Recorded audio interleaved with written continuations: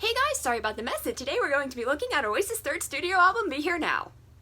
I can already hear the rioters outside my door.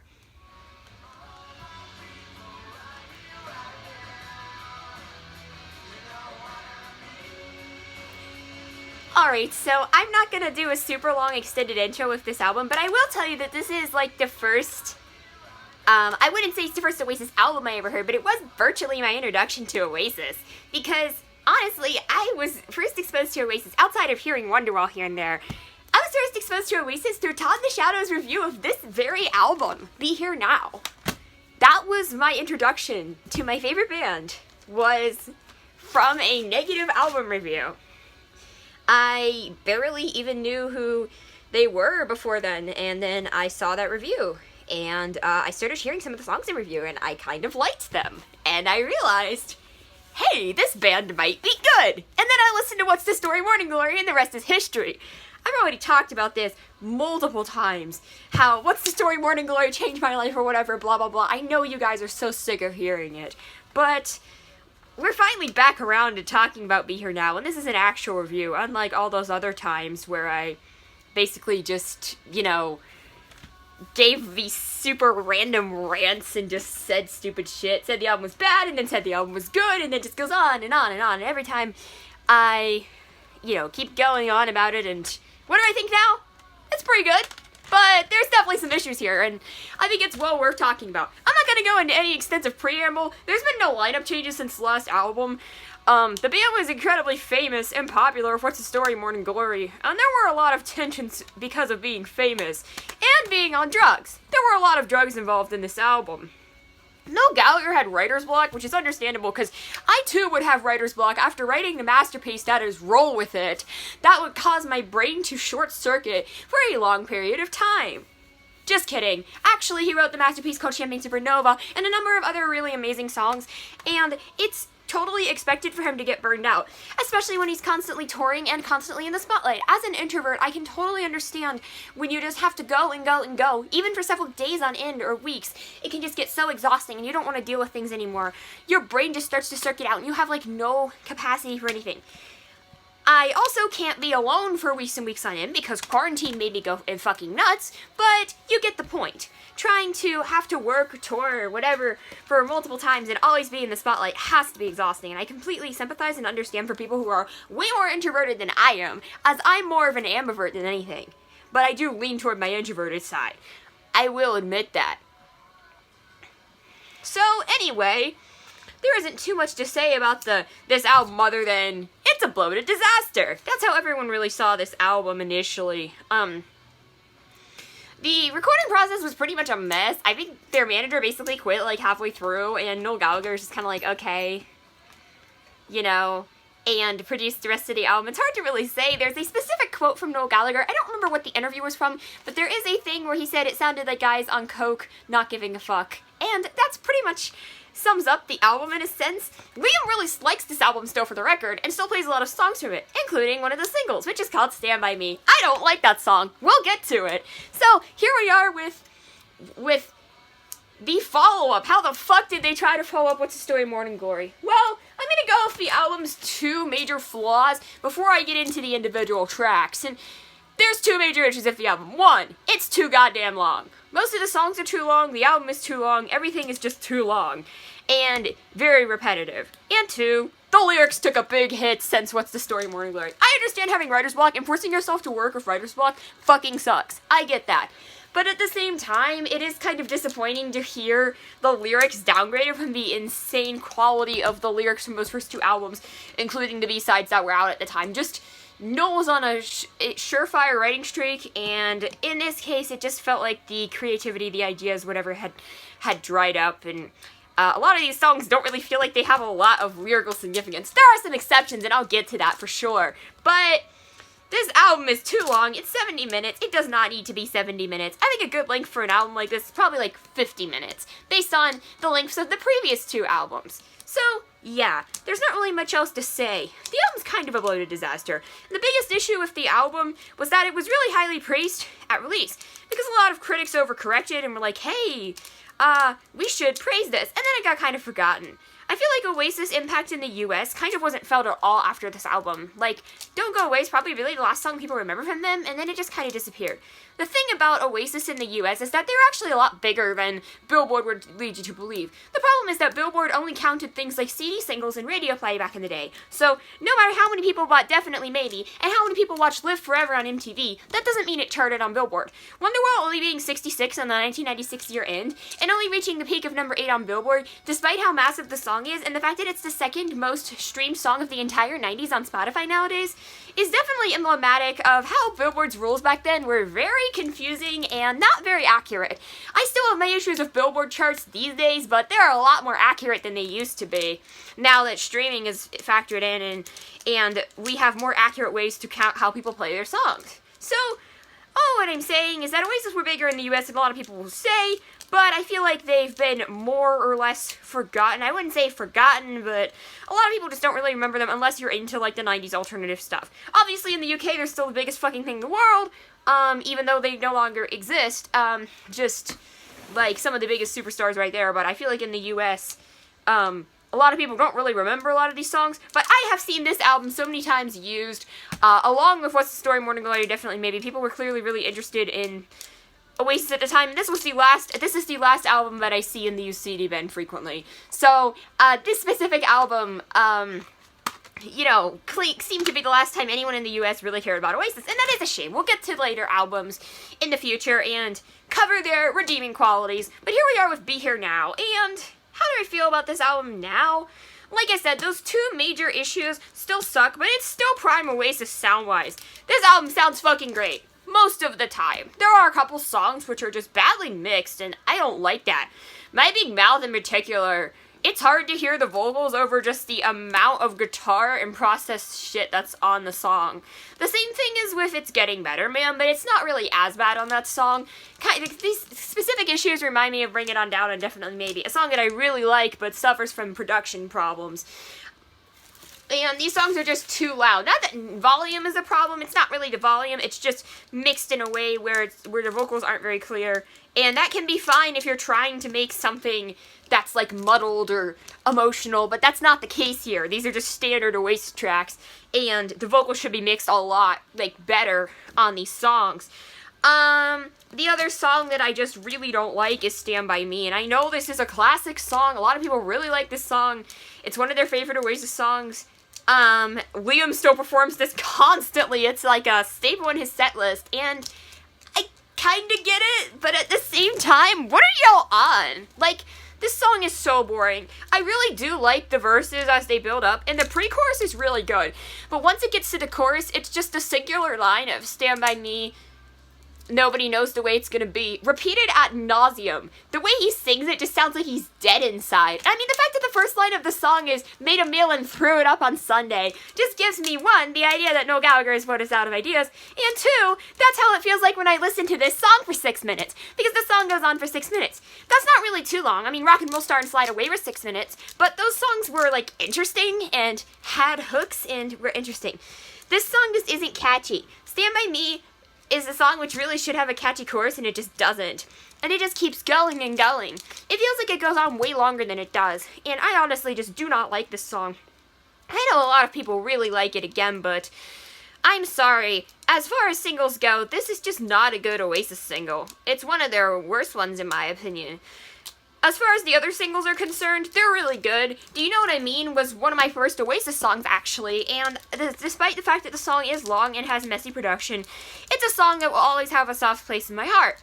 Honestly, Liam's performance on the song is great. The vocals are mixed well enough that I can at least hear them, and I really like the swell and the orchestral elements of this song as well. I really, really like that about this song.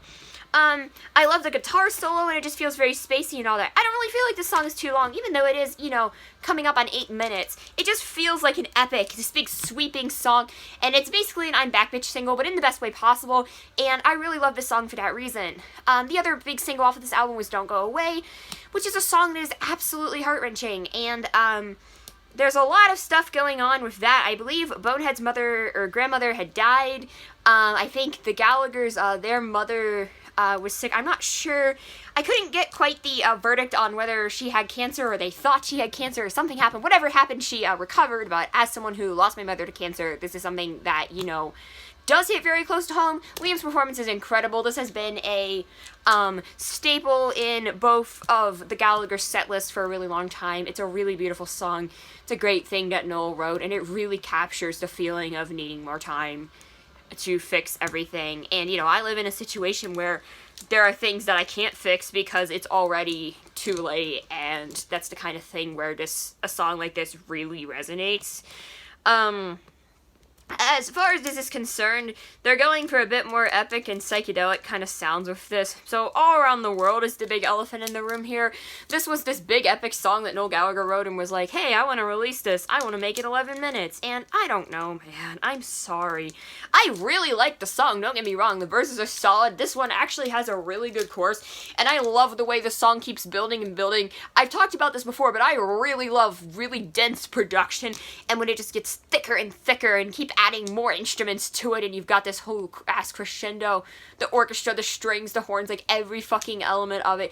It's so good. And then it just keeps going and going and going and going. They keep repeating the chorus. There's a key change. There's like a couple different key changes. The like actual song is like 9 minutes. It just keeps going. I think if they stopped it around like the 6 minute, where it's like the part was like, and I know, it's gonna be okay. If they like faded out like right there, it would have been like 6 minutes, which would have been fine. Having a long song like this is fine, but it goes on for 3 more minutes, and that's not even the half of it, because after It's Getting Better Man, there's a reprise of All Around the World, which is just a 2-minute instrumental reprise. So basically the whole song overall is 11 minutes long. Which might actually be the longest Oasis song. I can't really think of another one that's longer than that. I mean, at 9 minutes, it's already pretty much the longest Oasis song. Except for Better Man in the Cage, but that doesn't really count because that's just 30 minutes of silence.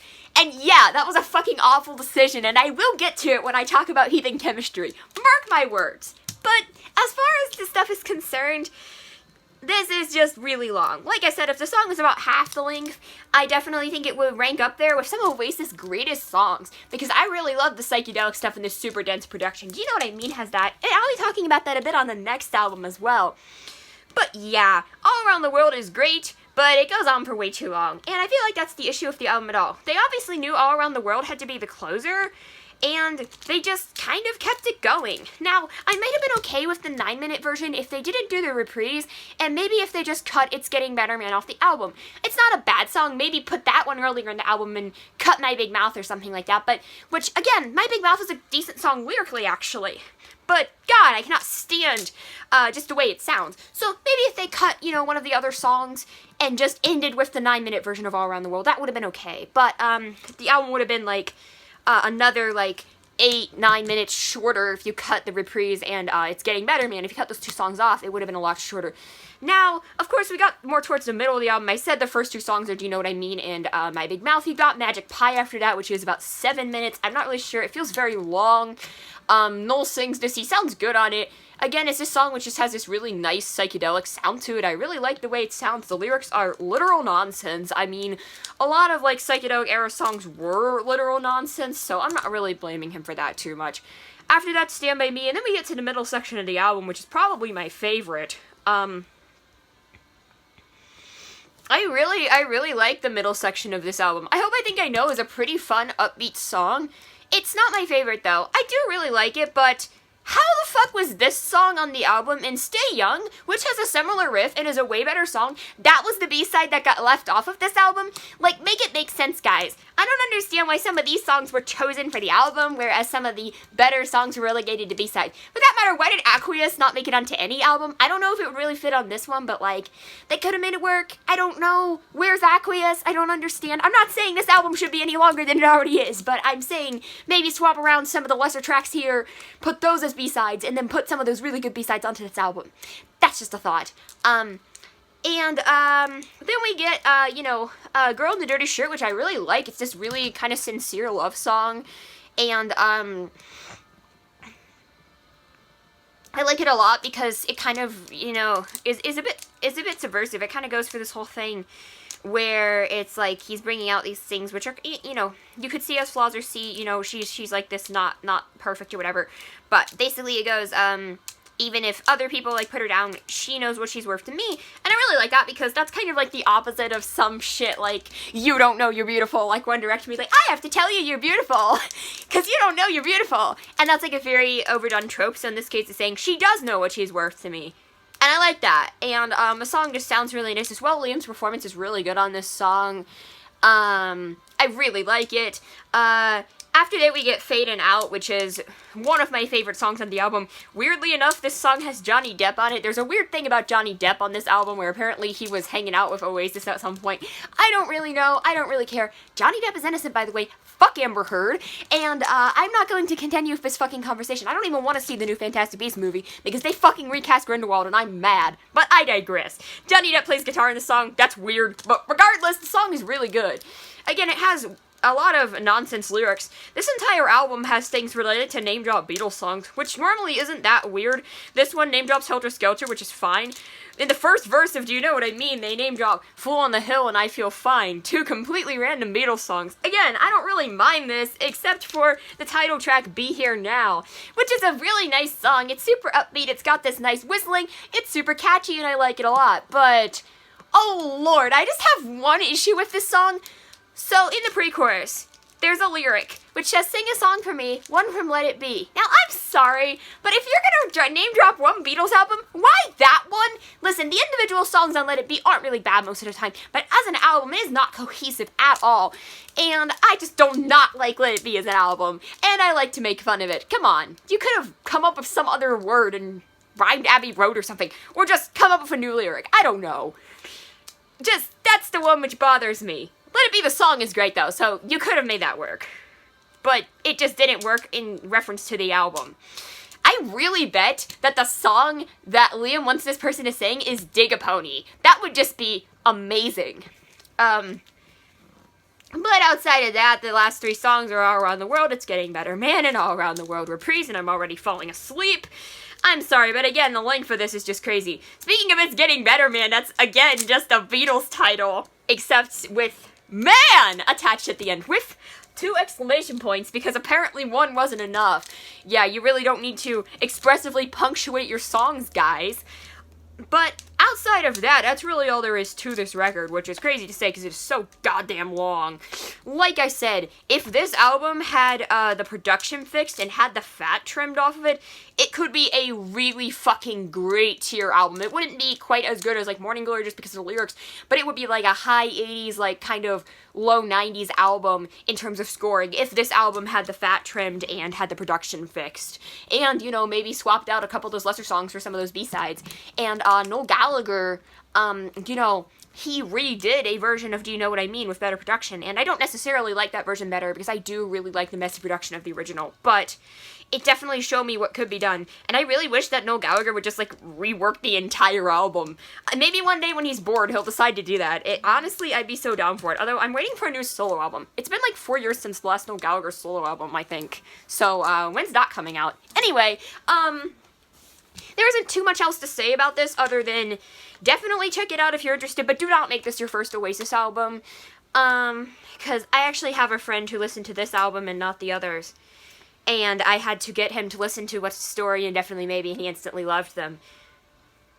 So that's pretty cool. But as far as I'm concerned about scoring, I think an 83 is pretty good. It's still a very solid score for an album like this. Despite the numerous flaws, it's still a really solid piece of work, and the songs on this are really great overall. There's only a couple songs that I really don't like, and most of the songs are pretty decent. And that's unfortunately something I can't necessarily say about their next album. So, join me next time when we take a look at Standing on the Shoulder of Giants. This is gonna be rough. Anyway, guys, thank you so much for watching. I'll see you all soon, and bye-bye.